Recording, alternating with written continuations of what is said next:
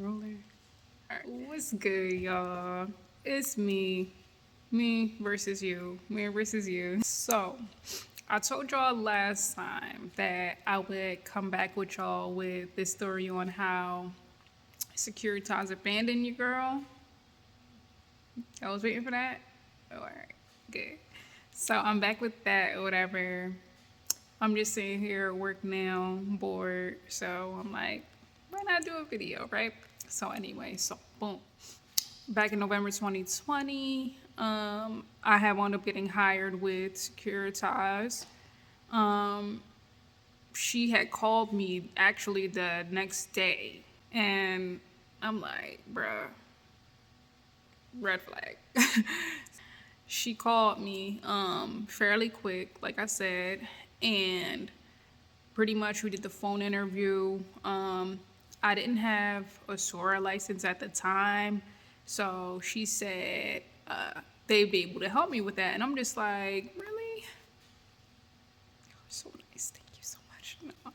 But anyway, yeah, no, so yeah, they was willing to help me with that, and I'm like, yes, that'd be so cool. I wanted to get out of like the casino security industry because I worked at so many casinos for security. So boom, that happens, and a few days later, it was a new week or whatever. So they sent me to orientation.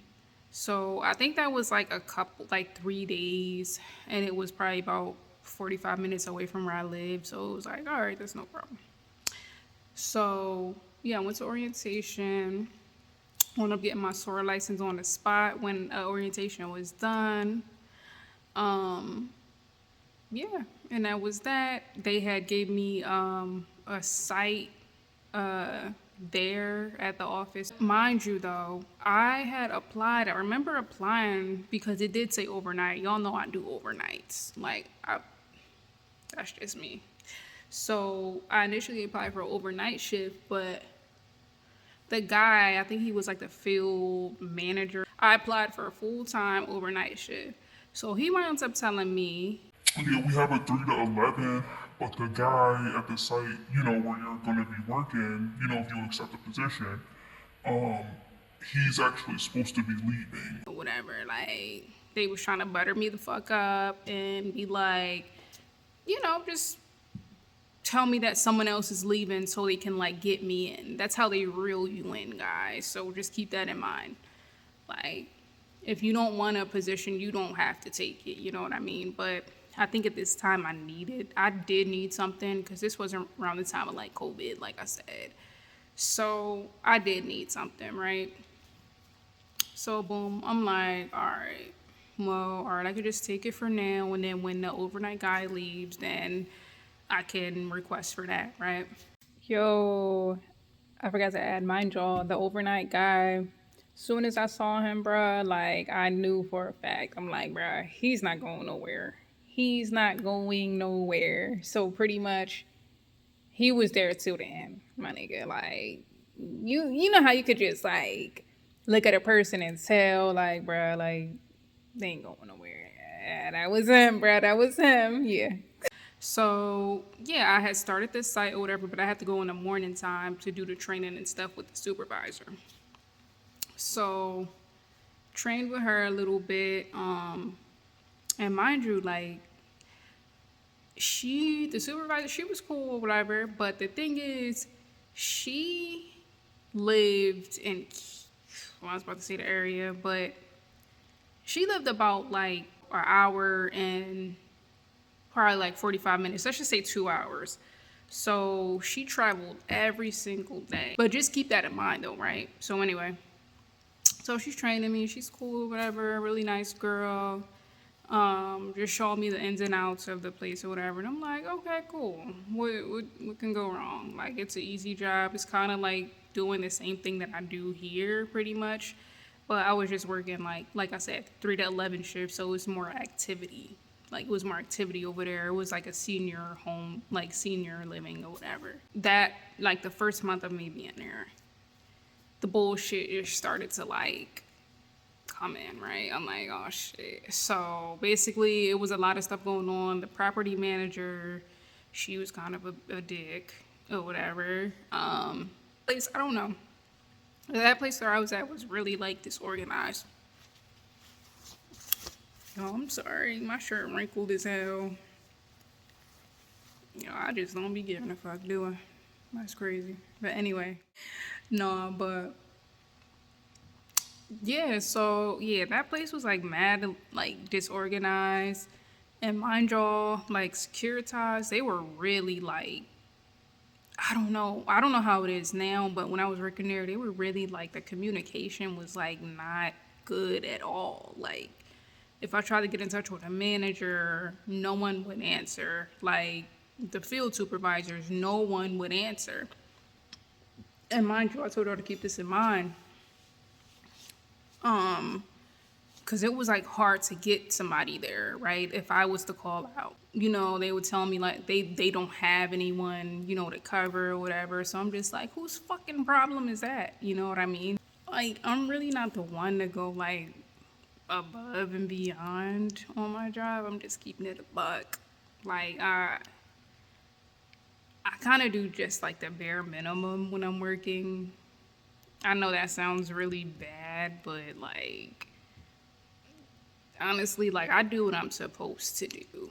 Like, if that makes sense. Like, my coworker now who works here, like, he goes above and beyond, like above and beyond. But anyway, yeah, I would definitely like out there were times that I had to stay overnight because the overnight guy, he was always late every night. That was just him.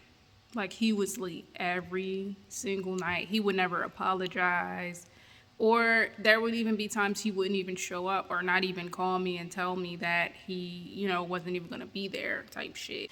But anyway, let me skirt on to where they abandoned your girl, right? Let's say because we lost the site in April. So let's fast forward to May. So I've been there for a couple months just dealing with this shit, right? This fucking company. So March comes, right? I get word from my coworker that they've been talking to like a new security company or whatever. And I'm like, oh shit, so is it like a guarantee that we're out of here? Like, what's going on? You feel me? Like, what's really good? I need to know now. So I could be prepared. You know what I mean? Like, granted, I was looking for jobs and shit, but this was around like COVID. So I really had to know, like, and I'm just like, bro, like, or at least like transfer us now or help us now. You know what I mean? My supervisor, she wasn't there anymore. I'm like, what the fuck? Where is the supervisor at? So it was another supervisor who came in or whatever, and she was like a field supervisor, I believe. And y'all know, like, the field supervisors, they have to go to any site where, I guess a supervisor isn't present until they get an actual supervisor or whatever. So she comes, never met her, never heard of her or whatever. And I'm like, hi, where's Brianna? Well, fuck it.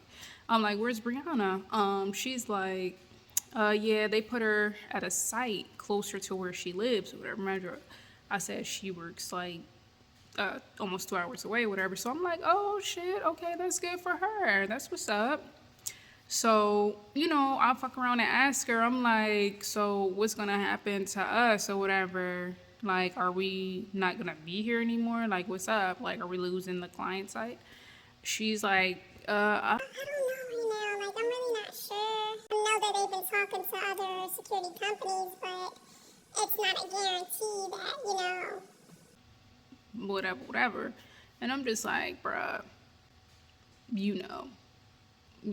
stop playing. I feel like they was just like fucking with me at this point. Say like the last week of March, the new supervisor, she winds up telling me, she breaks the fucking ice and says, it does appear that we will be losing this client site. I'm like, oh, okay, so what does that mean for us? She's like, well, I'm going back to the office. I'm like, oh, okay. You knew you was going back to the office. Of course you going back to the office. Of course you know where you're going. But she says, not to worry.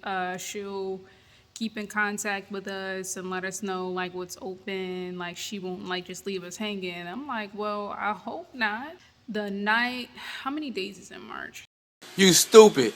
They're not. What's 9 plus 10? 21. Anyway, the new company was relieving me or whatever, because y'all, I worked 3 to 11, remember? But the thing is, their company started at 12. He comes in, you know, no hard feelings toward him. Like, what the fuck? So he comes in, I'm like, hey, how you doing? He's like, you know, hello, whatever. I was just telling him, like, something short and sweet, like, not the whole fucking story, but I'm like, yeah, like, they just let me know, like, 3 days ago that we'd be losing this site, so, you know, I'm kind of screwed. I don't know if he knew or anything, like, but it's just, like, he was just, like, standing there, like, he just, I don't know. It's like, what can he fucking say? Or you don't know what to say. Like, and I don't blame him for that. But I was just like, yeah, all right, well, have a good one or whatever. Because there's no point in fucking keep on fucking talking. Clearly, he doesn't give a shit. But, yeah. He came in the little booth. It was like a booth area that I was in. Left out the booth, and that was that. Like, y'all are fucked for that, bro. Fuck y'all. So, you know. Oh, real shit though. Fuck y'all. Might I also add, they did wind up hitting me up or whatever, the HR lady, and this nigga had a nerve to say, what she said, ready to come back to work or some shit like that, something along the lines of that. And I'm just like,